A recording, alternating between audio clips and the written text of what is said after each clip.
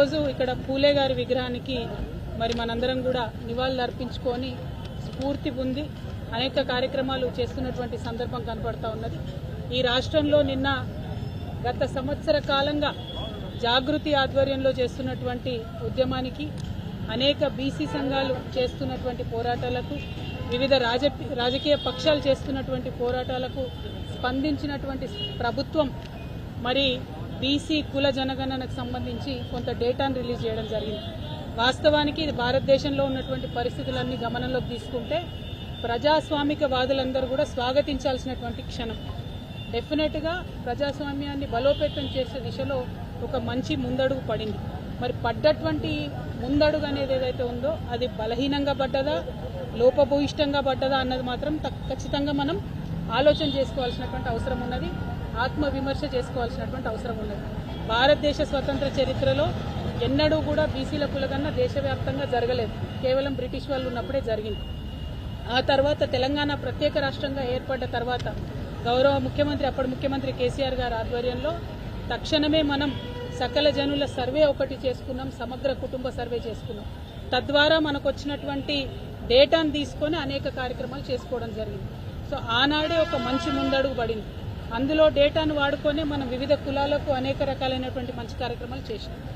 ఇవాళ ఎప్పుడైతే రేవంత్ రెడ్డి గారి ప్రభుత్వం వచ్చిందో ఆనాటి నుండి ఈనాటి వరకు కూడా జాగృతి ఆధ్వర్యంలో, వివిధ సంఘాల ఆధ్వర్యంలో పూలే గారి విగ్రహాన్ని అసెంబ్లీలో పెట్టాలనేటటువంటి నినాదం తీసుకొని గత సంవత్సరం జనవరిలో మేము ఏదైతే కార్యక్రమం మొదలుపెట్టినామో దాన్ని రాజకీయంగా బీసీలకు రిజర్వేషన్లు సాధించుకోవాలనేటటువంటి పెద్ద విస్తృతమైనటువంటి లక్ష్యాన్ని తోడు చేసుకొని ఈ సంవత్సర కాలంగా రకరకాలుగా ఉద్యమాలు చేసినాం. అది మీ అందరు కూడా తెలిసినటువంటి విషయం.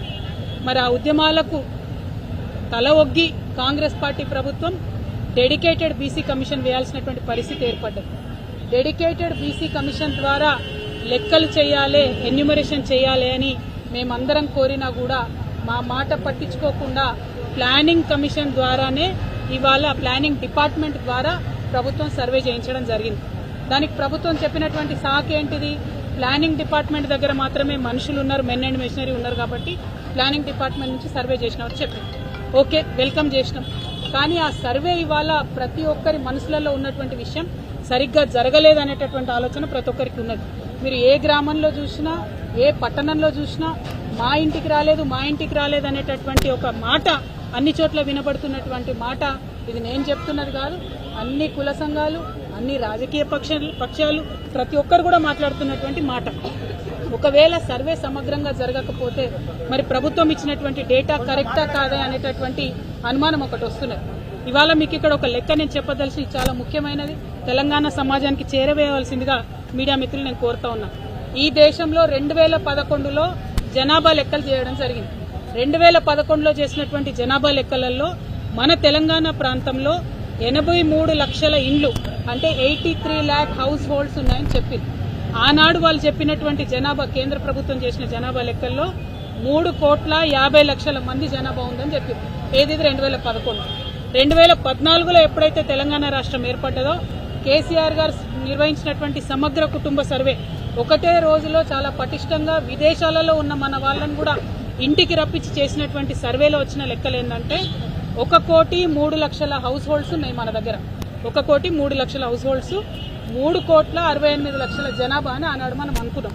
అంటే కేవలం 4 ఏళ్లలో 2011లో పెట్టినటువంటి చేసిన లెక్కల నుంచి 2014లో చేసినటువంటి లెక్కలకే 20 లక్షల ఇండ్లు పెరిగినాయి ఆనాటికి. అది పక్కన పెడితే ఇవాళ 2014 నుంచి 2024 సంవత్సరంలో ఉన్నాం. 10 సంవత్సరాల తర్వాత వాళ్ళు లెక్క పెట్టేటప్పటికి ఇది మనం ఉన్నది 25లో, కానీ వాళ్ళు లెక్క పెట్టింది 24లో. ఆ 24లో చేసినటువంటి లెక్కలో 10 ఏళ్ల తర్వాత చేసినటువంటి లెక్కలో కాంగ్రెస్ ప్రభుత్వం ఏం చెప్తుంది? 1,15,00,000 ఇండ్లు ఉన్నాయని చెప్తున్నది. 1,15,00,000. జనాభా ఎంత అని చెప్తుంది? 3,70,00,000 అని చెప్తుంది. మనకు 11 నుంచి 14 వరకు చేసినటువంటి లెక్కలలోనే సంవత్సరానికి 6 లక్షల కుటుంబాలు పెరుగుకుంటూ పోయినాయి.